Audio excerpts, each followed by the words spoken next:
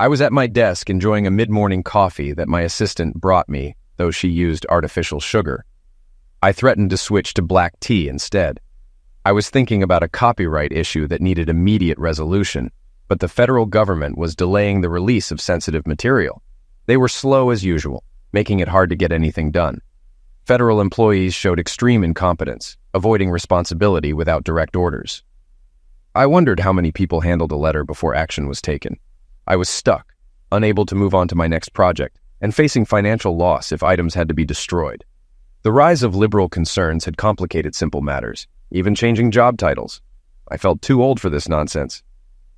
"There's a young lady here to see you," said Jackie Stoddard, entering my office. "She wouldn't give her name but handed me this picture." As I looked at the photo, dread filled me. Son of a cow, I thought. Why now? It was a picture of Sharon, my ex, and me on our wedding day, taken 18 years ago. It reminded me of the pain, cheating, and tears. People assumed I had returned to lick my wounds, and they were right. Back then, I didn't understand money or power, but I had changed since. "Ask her if she's Susan or Sandra Press," I said, handing Jackie a USB drive and a Ziploc bag. "If she is, show her the video on this. If she wants a copy, give her everything and return the original to me. Come back afterward, and I'll answer your questions." At 42, I embraced bachelorhood. My short marriage to Sharon Grace McCormick had ruined my trust. Now people had to earn it, which was hard. I stood 6'4" with a 38-inch waist, weighing 200 pounds. I worked out at the gym for 2 hours after work. My brownish-black hair was graying slightly, and I still turned heads. I had a few casual relationships, but marriage and love were not for me. About an hour later, Jackie returned, leaving the door open. She explained that the young lady still had many questions. She sat down, her serious face showing she wouldn't leave without answers. Looking at me with her emerald eyes, she waited for me to speak. "Do you know which one it was?" "Sandra," she replied. "Who is she, and why was she so shocked?" She cried, saying, "We've been lied to all our lives. If my heart's right, he was lied to as well." "Sandra is one of a pair of identical twins. The clip you saw was her mother's last words to me before our first divorce hearing, 7 months before the twins were born. I found out about them through friends and wasn't informed she was pregnant. The rest of the items on the stick detail what would happen if I contacted them. Her father, then with the CIA, got me fired from the FBI with false charges because he hated me. The documents imply there's a contract on my life if I interfere with them. He was a powerful, dangerous man. She divorced me to marry my former best friend, with whom she'd been having an affair for months. As far as I know, he's their natural father." "How did she find me, and what does she want?" "Sandra found an old picture in their attic with your name on it, Googled you, and recognized you. She also found the original marriage certificate and divorce papers. She tracked you down through Facebook and other web searches. She came to find a bone marrow match for her twin sister who is running out of time."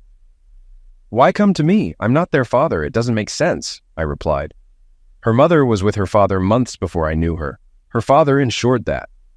Sandra suspected something and convinced doctors to run a DNA test during the bone marrow test. Mr. Press isn't their biological father." "What do you think?" Jackie's expression turned into a big smile as tears formed in my eyes. If Sandra was right, it meant my ex had lied to me all those years ago. I wondered if I might be their father. "I knew she was related to you the moment I saw her," Jackie said, standing up. "She has a look that makes it clear." "Are you ready for perhaps the biggest shock in years, Jackie? Send the information on the stick to my publishers. Tell them to release it in a way that can't be traced back to me and not to disclose my writing name because my life might still be at risk. Stress that it needs to be made public quickly. Then find someone to do a fast DNA test and set up an appointment. If I am their father, I want proof when I confront their mother. If it's true, I need a litigation lawyer to fight for my parental rights. Clear my schedule. I need to go to Susan's hospital ASAP," I said. "Now I've got to find Sandra." "Sandra, come in and introduce yourself," Jackie called. Sandra walked in, and the moment I saw her, I knew. She looked just like my younger sister at 16. I choked up, overwhelmed with emotion. Sandra and I both started crying. Jackie took a few pictures with her phone to capture this life-changing moment, and then left us alone. "Sandra and you have an appointment for blood testing at 1. They promised a rush job, and I charged it to the corporate card," Jackie said when she returned. "I also arranged for you to meet your sister Barbara at Kuntel's at 3 and reserved a private table. Sandra needs to see what we do. Barbara will make sure her kids are taken care of. She knows you have important family news." I stood there, emotional and unsure, watching Sandra walk towards me. I had so many questions. I hugged her tightly as Jackie closed the door. It was hard to grasp that I might be a dad.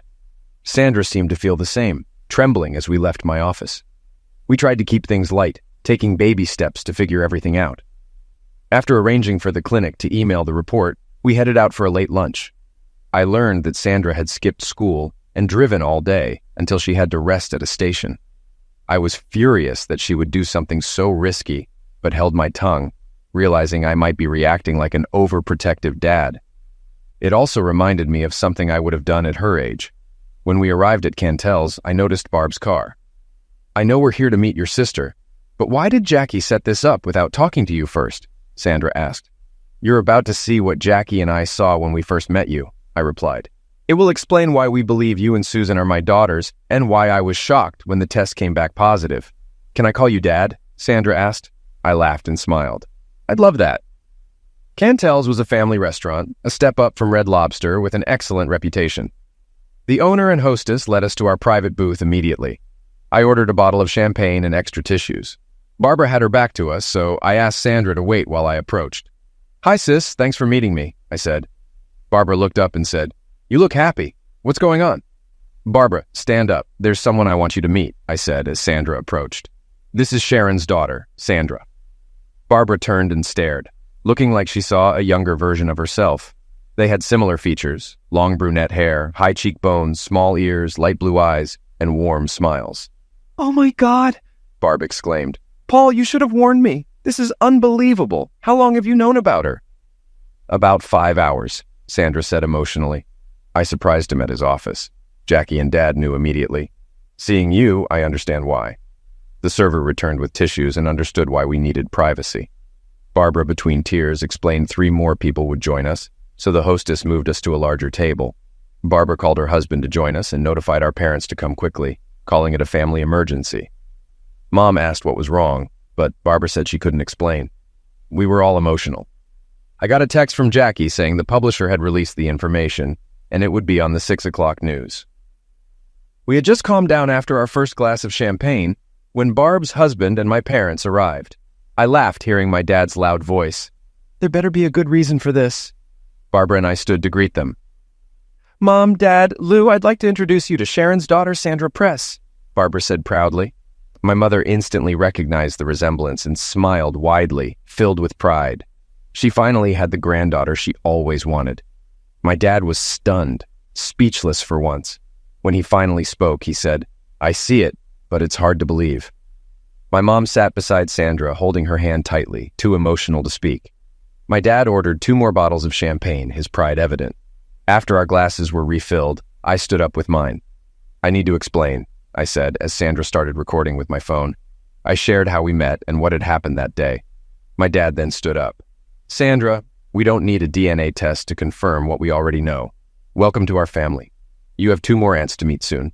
Promise us you'll always consider this family your home."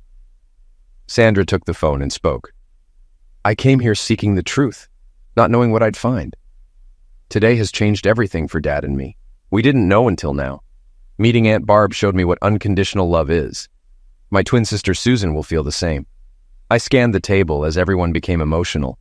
Even my father, who never cried, had tears in his eyes. My mom held up 2 fingers, crying louder. I captured everyone's joyful tears before stopping the recording. Sandra added her and her sister's info to my contacts and texted Susan, showing me the video she sent. Sandra's message read, "If what we think is true, the DNA test will confirm. Watch the 6 o'clock news. Love, your twin." My mother asked if she was still in disbelief. Sandra showed her photos of Susan and herself. My mom demanded copies for her laptop, displaying them on the full screen for all to see. Sandra then turned off her phone and put it back in her purse, making me realize no one knew where she was. My phone rang. It was Susan. I stood up and walked away to answer it. My dad noticed me tearing up and looked at me questioningly. Sandra mouthed, "It's my sister." My dad nodded, understanding, and I answered the call. "Hello, this is Susan. After seeing the video, I had to call," she said. "Mom won't be home until at least 7 because she's stopping at the police station for an update on Sandra." I'm pretending to know nothing. The police were here earlier and left their card. Any ideas on what I should do? Get him to watch the 6 o'clock news and pay attention to what's revealed about me. Tell him you'll talk when your parents aren't around and show him the video. Give him my number and ask him to text first before calling. He'll understand after watching the news, I replied. Once we have the DNA proof, Sandra and I might bring the whole family. What do you mean? Susan asked. After explaining Sandra's actions to help you, the family will spread the word. I don't know how many will come, but those who can will, I explained. Why? She asked. Family, I said. In the Patterson family, blood is thicker than water. If I'm not a match, someone else might be. Just like that? Susan asked, doubtful. No doubt, you'll see, I said with a chuckle. We are strangers after all. We talked a bit more before saying goodbye, and she replied with relieved sobs. After ordering dinner, I explained to the family why Sandra was here. Immediately, cell phones started buzzing, calling others to spread the word and gather potential matches. My mother took charge of organizing everything. Sandra, how did you get here? My father asked. I drove my old 1994 Voyager van. It's one step up from a rent-a-wreck, she laughed. It's in Dad's parking lot. Son, take that van to my dealership in the morning. She's not driving back in that. It's a miracle she made it here, my dad said firmly. At her age, you had as much sense as she does. She's determined. What do you plan to give her? I asked. She can pick one out, he replied with a wink and a smile. If I could choose, it would be a 4x4. I love the outdoors, Sandra said. My dad responded with a big grin because we all loved the outdoors. If the weather allowed, we were fishing, camping, or hunting.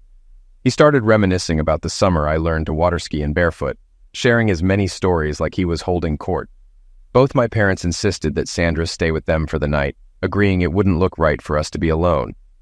After dinner, Dad drove them to her vehicle and then drove it home. My mother was thrilled, already planning to spoil her new granddaughter.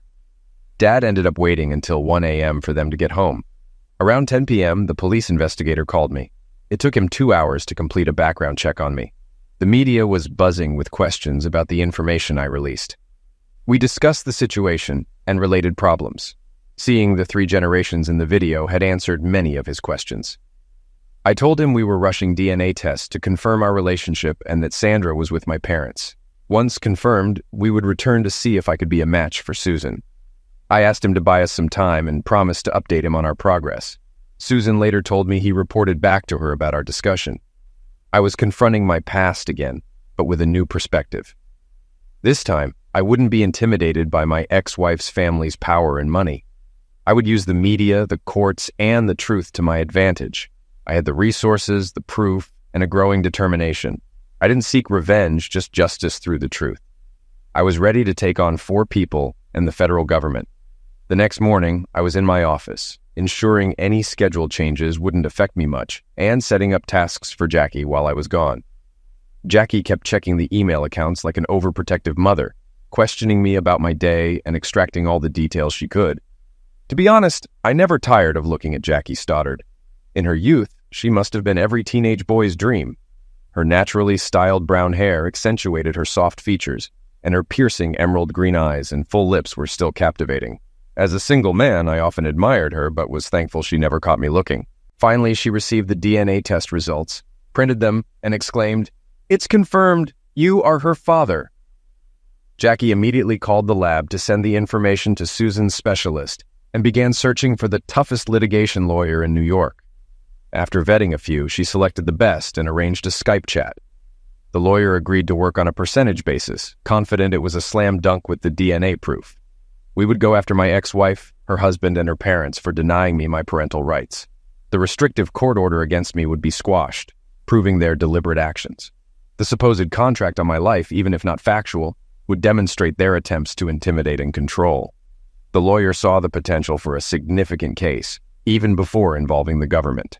I told Jackie to send a gray, dust-covered box from the safe to my new lawyer. It contained legal proof that Sharon's father had tried to destroy my career and marriage. It had taken years to collect this evidence through various government levels. I later learned that the police officer had released the video, turning the story into a runaway daughter finding her biological dad to save her sister's life, causing a media frenzy. "Mom, it's confirmed," I said on the phone. "I'm a father twice over. Thank God. Be ready to leave tomorrow at 7 a.m. from the car lot. I'll spread the news. Have you called your daughters? Mom asked. We were now on the road, driving a fully loaded 2-year-old Ford Explorer to Oswego, New York. Sandra and I led the way with my parents in a tour bus and 33 other vehicles following. The tribe was on its way when my phone rang. Sandra answered and put it on speaker. You're being tracked by CNN, Susan said after our greetings. There's a tour bus with a sign saying the Carlsons are coming. 1 out of 141 should be a match. Well, we have the DNA test proving he's our father. I've got a new 2-year-old Ford Explorer, Sandra replied. Dad said, if it was confirmed, a lot of family would come, but I never expected this, Susan explained. It's given me a new hope I never imagined. I can't remember feeling this good. Dad's family spread the word and people came out of the woodwork. I met so many relatives this morning. It will take multiple introductions to remember their names. I met first, second, and even third cousins. I'm so proud I want to change my last name to Carlson, Sandra stated. I never knew families like this existed. I was so overwhelmed I almost went off the road. That's when I decided to write this amazing experience into my next book. My daughters were still talking about Sandra's experiences when Susan said she had to go. Her mother had just entered the room. Dad, are you okay? Sandra asked with concern. I saw you get very emotional. How do you expect me to feel? I discovered I have 2 daughters raised by my ex-wife and a former friend without my knowledge. One is vibrant and full of life. The other is on the verge of dying. One is so strong and independent she moved mountains without thinking, just like I would. And she wants to take my name, I replied with pride. Emotionally overwhelmed, Sandra replied. I was so focused on saving my sister's life. I didn't think about the impact on you. I wasn't a good match because I inherited a defective gene from our mother. The emotional problems I've caused will be felt for days. Can you forgive me? For what? Coming into my life? Turning everything upside down? No, that's what living is about. You've given everyone another person to love.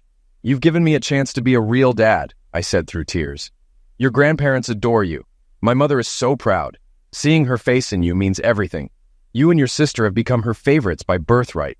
She's been spoiling us. We went shopping, and if she bought me an outfit, she got one for Sue, too. She laughed, saying she had years of spoiling to catch up on. That's Mom. You'll find it impossible to distance her from you. I know, I've tried, I said. Barb and my sisters will brag about this for weeks. By the end, this will become a family legend shared for years.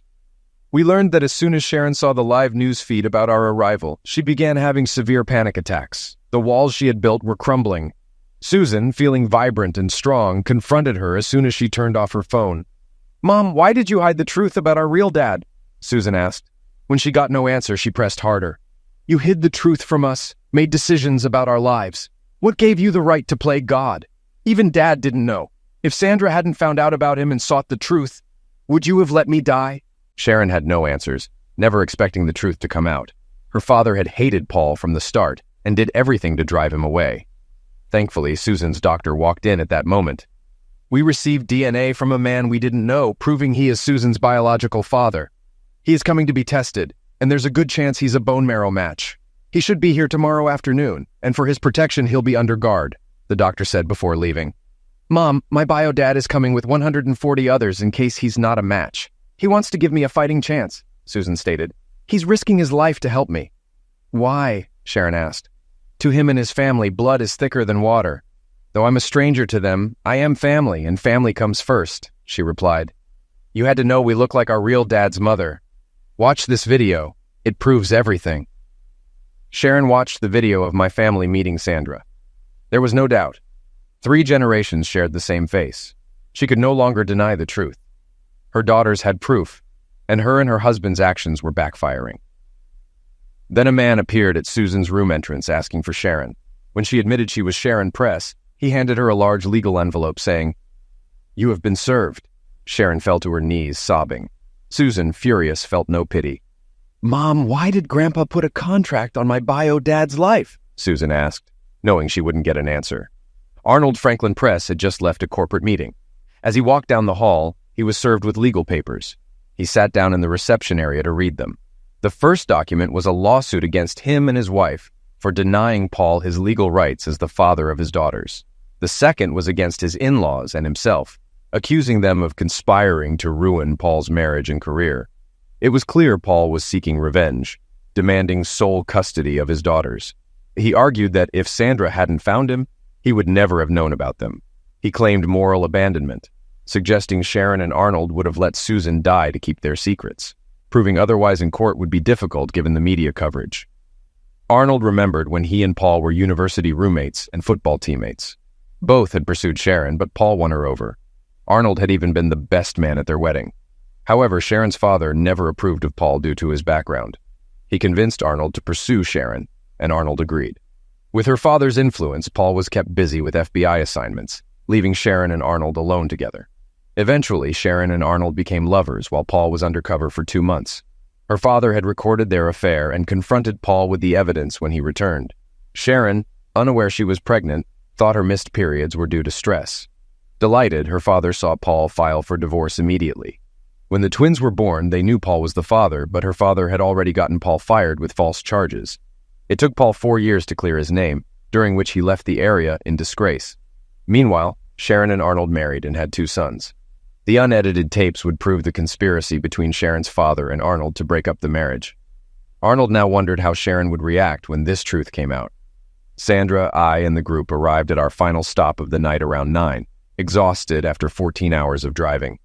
We ordered a light meal to our rooms and quickly fell asleep until the 5 a.m. wake-up call. Sandra and I left early because I had a secret meeting with the police officer and an FBI representative. The rest of the group left at 7 for the 6-hour drive. Sandra dropped me off at the Oswego Police Department, where I met Detective Peter Rogers and FBI agent Chad Girardeau. We discussed my former father-in-law's questioning for over an hour and a half. I provided my lawyer's contact information and left a USB stick with all my evidence. I was placed under official protection until I left town. With a security escort, I was taken to the hospital for a blood draw to see if I could be a bone marrow match. As I approached Susan's private room, I heard Sandra and Susan talking. The hospital staff recognized me by my writing name, and I signed a book for one of the nurses. I walked into Susan's room. "Dad," Sandra said in surprise. "I didn't expect you so soon." "Susan, this is our dad, Paul Carlson." Susan looked frail, her skin loose and her face reflecting the closeness of end of life. Despite this, her smile was wide and her eyes were bright with hope. "Susan, they're rushing the test. It should be done in 30 minutes. The rest of the family is checking into their hotels. My parents are having their bone marrow drawn now and will meet you soon. If there's more than one match, the doctor plans to do a double transplant simultaneously in both arms," I said, trying to keep my emotions in check. Susan broke down in tears. I sat on the edge of her bed and held her until she calmed down. Sandra captured a photo of us both crying tears of joy and relief. She was glowing with pride, and rightly so. I realized how much she had done, and I was overwhelmed seeing my 2 daughters together for the first time. "Grandma, Grandpa, come in and meet my sister," Sandra said. The 5 of us talked for over an hour until Susan's doctor entered smiling. My mother and I were perfect matches for Susan.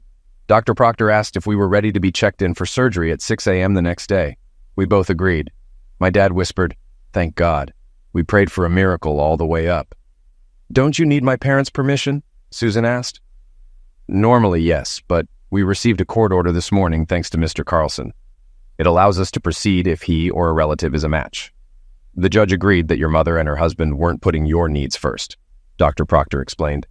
"Mr. Carlson will cover all costs not covered by insurance." Sandra smiled. "I'm not surprised, sis. With what Mom and Arnold did, Dad had no choice.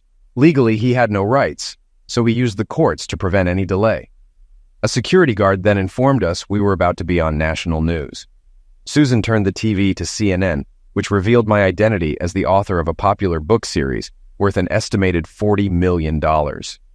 Sandra, Susan, and the doctor were amazed. My parents looked at me in shock. They had no idea, thinking I was just an independent corporate financial advisor. "My God, Dad," Susan said. "I've read all your books.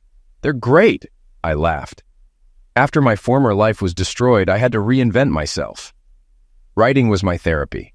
The first book's success was a turning point, and it grew from there. I keep my books current, exposing the raw truth about world situations, societal views, and morals, whether people like it or not. For the first time in 15 years, I checked into a hospital, along with my mom. My new daughter wanted to share a room with me, but the hospital's security wouldn't allow it. Sandra spent the evening running between 3 different rooms. My dad called some relatives to update them. Sharon and Arnold weren't pleased when they arrived after work. Their attitude was met with coldness. Susan told them she was being prepped for surgery and would receive a double bone marrow transplant in the morning due to a court order. "How?" Sharon asked. "Mom, Arnold, my bio-dad and his mother are perfect matches. Both are donating so I can get a double dose and recover fully," Susan said. "Mom, do you know who Jason Blackstone is? He's your favorite author." "Well, Jason Blackstone is a pen name for Paul Earl Carlson, my bio-dad." Sharon and Arnold turned pale. They had hoped the court case would disappear, but Paul's net worth showed he wasn't after money. He wanted justice. Paul always believed in law and order, which made him a successful agent until his termination. "Mom, did you know your father has been in FBI custody all day? You might want to check with Grandma to see if he's home. Can you explain why this is happening? Sandra and I want to know," Susan said with a big smile. "Sandra's somewhere in the hospital, either in Dad's room or Grandma Patterson's if you want to see her." Sandra and I were in my hospital room discussing how she would handle her mother when Sharon found her. A security guard knocked and poked his head in. "Mr. Carlson, do you know a Jackie Stoddard?" I said, "Yes." He opened the door and Jackie came in. Jackie had been my sidekick for 10 years. I had supported her through her divorce after her husband got his assistant pregnant. She was now 35 and a single mother, still adjusting to single life, but still wore her wedding diamond. My family and I loved her, and I often wondered why she hadn't found someone. "What are you doing here?" I asked. "I'm here to do what I always do. Look after you. Dr. Proctor said you'd be here for at least 3 days and suspected you were a match. Your arm will take a week to heal enough for light activities. I booked a private jet and a hotel using the corporate card," Jackie explained. Sandra texted me, "Dad, FYI, she loves you. She couldn't stay away." I raised my eyebrow. The guard poked his head in. "Sharon and Arnold Press want to see you. Will you allow them in?" "Only after they've been searched," Jackie said. "What's your relationship with Mr. Carlson?" the security officer asked. "I'm his fiancé. Didn't you see my ring?" Jackie replied. Sandra winked at me and mouthed, "Told ya." I laughed. As Sharon and Arnold entered, Sandra spoke. "Dad, I wouldn't trust these two for a moment," she said. "They're just trying to cover their backs." "You don't know the half of it, Sandra," Jackie began. "Your dad's lawyer has video showing your stepfather receiving a check from your grandfather as payment to break your parents' marriage.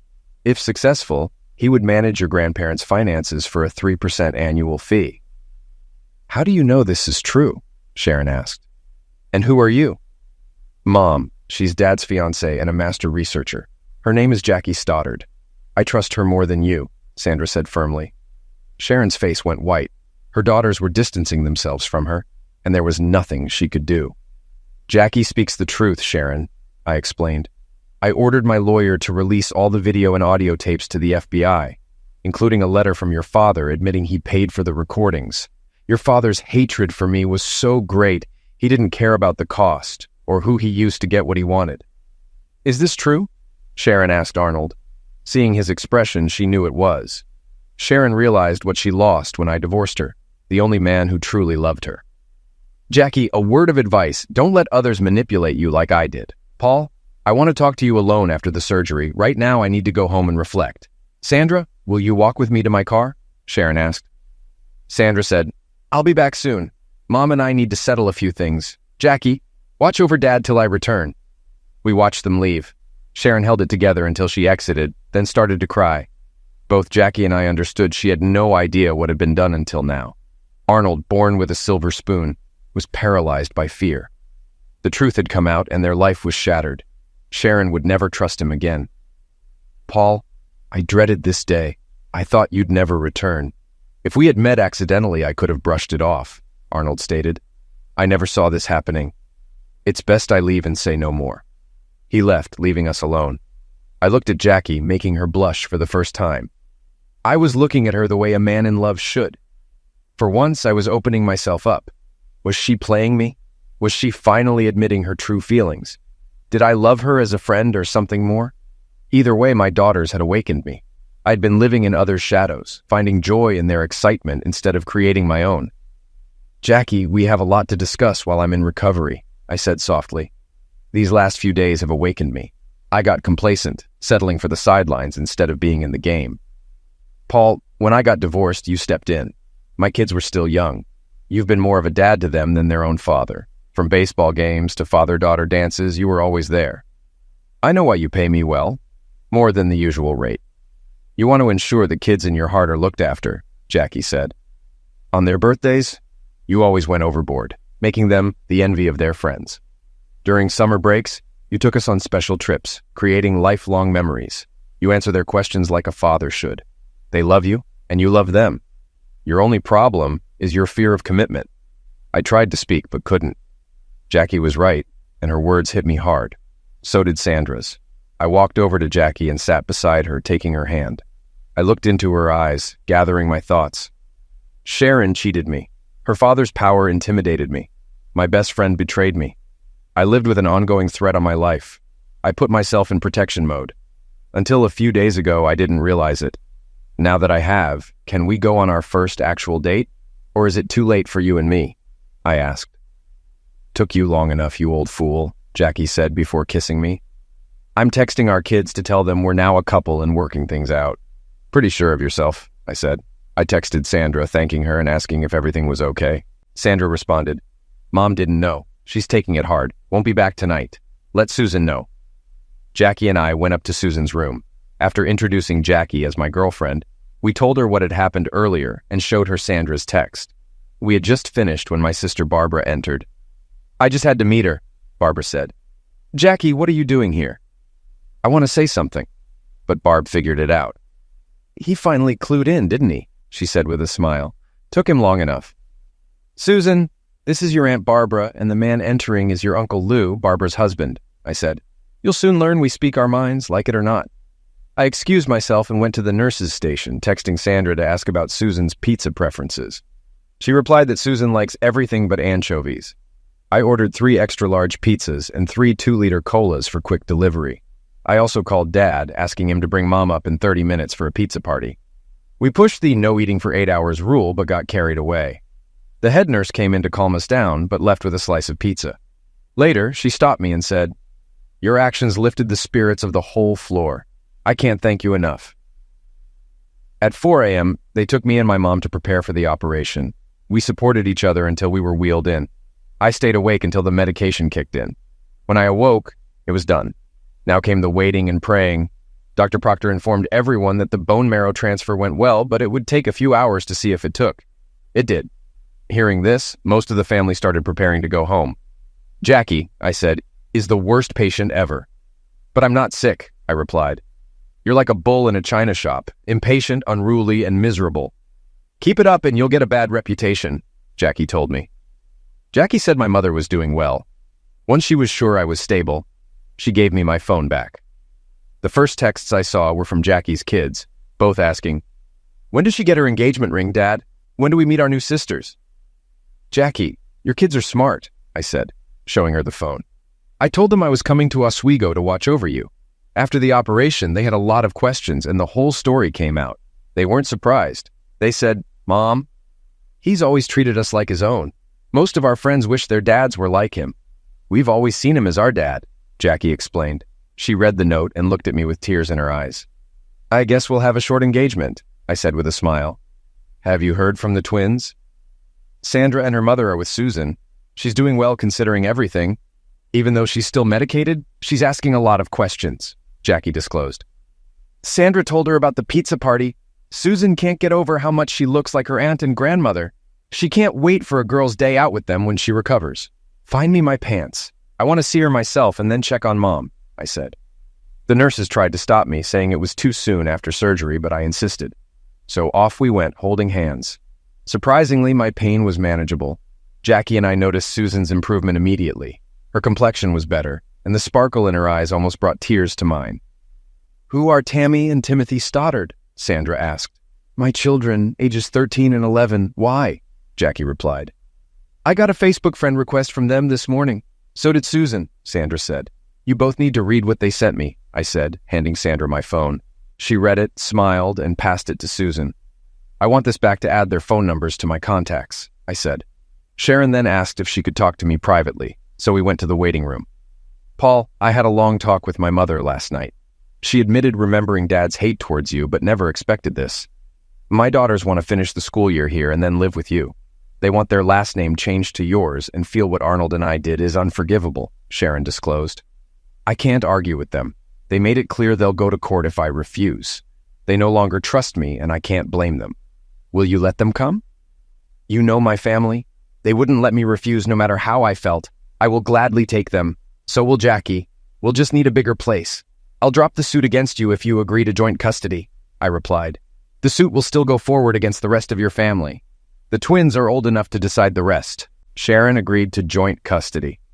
I offered to pay for their name change, but she declined. We walked back into Susan's room together. The girls watched us intently. Jackie, it looks like we're going to need at least a 6-bedroom house, I said. Jackie smiled, and the girls screamed with delight. Sharon said, Girls, your father and I agree. You get your wishes if Jackie agrees. I'll call the lawyer tomorrow to start the legal process for your name change. Paul, Jackie asked, are you ready for this? A house with teenage kids? No one is ever ready, but we'll adapt. I'm just getting used to the idea of 2 carrying my name, I said. Make that 4. Tam and Tim want you to adopt them. They're already signing their names as Carlson. Jackie said, Call Roger Mouser's firm to start the paperwork. Then text the kids to let them know our plans. Let's find out which area has the best schools so we know where to look for our new home. Sandra picked up her phone, opened her contacts, and made a call on speaker. Hello, Tammy said. Who are you, and what do you want? This is Sandra, your soon-to-be older sister. Is Timothy with you? Sandra explained. Can you prove it? Because I can't, Tammy said. Dad taught us not to take calls or messages from unknown sources without proof. Seriously, are you scamming me? Tammy, Paul and I are getting married, Jackie said. You were talking to Paul's daughter, Sandra. We're all going to be Carlsons. Susan and I are changing our last name, and your dad and I have started the process for him to adopt you and change your name to Carlson too, Sandra added. Sweet. Let Dad know it's about time. How is Susan? Timothy replied. We've been waiting to hear. Jackie and I exchanged a look, witnessing the first conversation of our blended family. She squeezed my hand in support. I am improving, Susan said. So far, so good. I'll text you both so you can add my number. Susan, Sandra, our dad is the only father we've known. Our bio dad was gone before we knew him. Your dad has been better than any of our friends' parents. Mom's been in love with him for a long time. When we get together, we need you to accept that we're all siblings, nothing more, nothing less. Tammy and I won't let anything come between them, Timothy said firmly. Both of my daughters agreed. Jackie, with tear-filled eyes, said, They're showing your morals and standards. You should be proud they took your values to heart. I was. We said goodbye for now and headed to see my mom. Dad was with her when we walked in, taking them by surprise. My dad saw a look from Jackie that made him smile. He knew something was up. Mom, I said, you're up and about already. Have you seen Susan? How does she look? Her complexion is improving and her spirits are up, so it's looking good, but it's still too early to tell, I replied. We need to have a serious talk if you both have the time. We're not going anywhere, so let's get to it, my dad responded. Susan and Sandra will live with me after the school year. They'll change their last name to ours, I said. Sharon agreed to joint custody and the name change. It was the twins' idea. That's wonderful, both my parents said.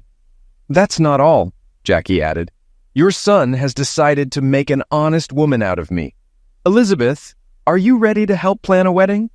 My mom got teary-eyed, and my dad had a big smile. They didn't have to say they approved, we knew. I will be adopting Tammy and Timothy, and they will take my last name. Also, Jackie and I will start house hunting as soon as we get back, I added. What got your head out of your back? My dad asked. We all knew how you both felt about each other. I've been trying to get your mother's approval to knock some sense into you. Earl Carlson, behave yourself. You're not at the yard selling a car, Mom said. Jackie, have you thought about your wedding plans? We haven't discussed it much, but since we're blending 3 families, it should be a family affair. Barb can be my maid of honor, Lou Paul's best man, his brothers-in-law as ushers, Susan and Sandra as bridesmaids, Tammy as the flower girl, and Timothy as the ring bearer. Dad, will you walk me down the aisle with my father? Jackie said with a grin. Depends on who's paying the bill and if the 19th hole is stocked with Jack Daniels, Dad replied, laughing. What do you think, Paul? Jackie asked. It's perfect. It will unite us all. If that's what you want, let's do it, I replied. Should we invite Sharon? Both my parents firmly said no. Mom, Dad, in the next few weeks, the media will reveal a lot. I'm suing the federal government, Sharon's parents, and her husband. I believe Sharon was as much a sufferer as I was. I paid the price years ago, and now Sharon is paying in ways we can only imagine. She thinks she's lost her daughters forever, I explained. Inviting her might help the twins and her forge a new relationship and move on from the past. Jackie and my parents looked at me in awe. Where did that wisdom come from? My dad asked seriously. These last few days have taught me a lot, I replied, holding Jackie's hand. Sandra's arrival made me grasp life again. We returned to my room, and I quickly fell asleep, exhausted from the surgery. Jackie stayed by my side and watched the news. Christopher McCormick and Arnold Press had been arrested for lying to the FBI. The person behind the contract on my life turned state's evidence. My lawyer released details of my firing from the FBI, prompting an internal review. When I woke up, Jackie filled me in. Dr. Proctor informed us that my mother and I would be released the next day. You'll need follow-ups and to get your stitches removed, he said. Susan is doing better than expected. The big question is how she'll respond as she's weaned off her meds. We talked to my parents, who decided not to leave the city until Susan was on the road to recovery. They would fly back with us on the private plane. Dad booked into the same hotel as Jackie, and the bus driver was instructed to head back. Over the next few days, the media exposed the deception, backstabbing, and political deals that ruined my marriage and career. They spent a day discussing how Sharon's father manipulated her into believing the rumors and lies. Sharon was publicly dissected like a frog. Jackie and I were headed to visit Susan one last time before going home. Dr. Proctor had proudly said she was on the road to a full recovery. Someone must have disliked the negative press about the Fed's past dealings with me, because the security release my publisher and I were waiting for was granted. Over 1 million hard copies would be released to the market within 2 weeks.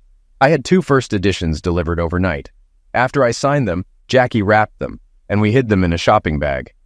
We made sure Sandra would be there when we entered Susan's room. Your dad and I have set the wedding date for the first weekend in August. Aunt Barbara will be my maid of honor. I was wondering if you two would be my bridesmaids, Jackie asked. Susan exclaimed, "Hell yes. Jackie, when I first walked into Dad's office, I was scared stiff. You recognized me immediately and said, 'You're Sharon's daughter. How are we going to handle this?' It stunned me. You accepted me from day one. I will proudly be in your wedding party if you'll allow me to call you Mom." I watched as the 3 of them hugged. It was wonderful to see Susan literally jump out of bed. When things settled down, I pulled out the gifts and handed them each a signed first edition of my book, with the message, "To one of the 2 prettiest ladies who call me Dad, with love, Jason Blackstone or Paul Earl Carlson." Susan was ecstatic when she unwrapped it. It was my biggest book yet, over 600 pages. Her face glowed with pride, knowing it wasn't released yet. She flipped open the cover, saw my note, and then lost it. "Dad, you've already done so much. I didn't need this," she sobbed, running into my arms. "Before you came into my life, the hospital staff said I had only a few days left. Sandra knew it too. I don't know why she went into the attic, but I'm glad she did because it brought us you." She hugged me tightly, and Sandra watched us for a few seconds. "Dad, you should know. Dr. Proctor believes if Susan had only gotten 1 transplant, it wouldn't have worked. The double transplant shocked her body into responding. In the last 6 days, she's gained 10 pounds, Sandra explained. I didn't know if you would come, but you didn't hesitate. You brought a tribe. Thanks to the family, I'm getting my best friend back." "How's your mom holding up?" I asked, trying to change the tone. "She's filed for divorce and is going to therapy to deal with a lifetime of lies. She now understands what you went through and is ashamed," Susan said. "She says only someone who has experienced it can understand that it's a living hell. Her work and friends are her support. Mom is strong and will get through it. The key will be getting her to trust again. Right now she doesn't know who or what to believe. Sandra, even with family support, it can take years to regain trust. It requires an unexpected act of faith. For me, it was Sandra walking through my office door," I said. "Thank God you did. Paul had me believing I'd die an old maid waiting for him," Jackie added with humor. "Now, girls, stand by your father so I can capture a few photos. The best one will be an 8x10 for his desk." When we stepped off the plane, we were surprised by Jackie's parents and children there to greet us. The kids nearly knocked me down with their excitement, which spread to all of us. My dad enjoyed hearing them call me Dad. I realized Timothy would have 2 older sisters and 1 younger, just like me. Tammy hugged my mom and said, I'm glad you're becoming my grandmother. I reflected on how quickly my life was changing with unexpected blessings. Jackie and I decided to shelve our pre-Sandra plans until after the wedding. Jackie knew our needs, so I let her handle finding a new home. This gave me time to write my first fiction book. My previous works exposed corruption and cover-ups. We stayed in touch with the twins, and Jackie found a 20-acre property with a barn needing repair. Susan was improving and returned to school part-time. We had a firm design our house with steel and brick, including an outdoor kitchen, large patio, pool, and a 4-bay garage. Jackie's reduced office time let me work harder, with an editor from my publisher helping. I wrote over 300 pages, publishing my first book under my real name. Sharon used my lawyer to divorce Arnold, securing alimony and education costs. My cases were in mediation as they lost the will to fight. Tammy, Timothy, Jackie, and I awaited the twins' arrival after their last school day. Timothy saw them driving up our new driveway. We all went outside to greet them. As they stepped out of the Explorer, I realized Susan's recovery was so remarkable I couldn't tell her from Sandra. Jackie whispered, "We'll figure it out." Timothy, playing big brother, carried their luggage as Jackie showed off the house. In my office, 3 copies of my latest book, Unexpected Blessings, sat on my desk. It was a fictionalized story of us,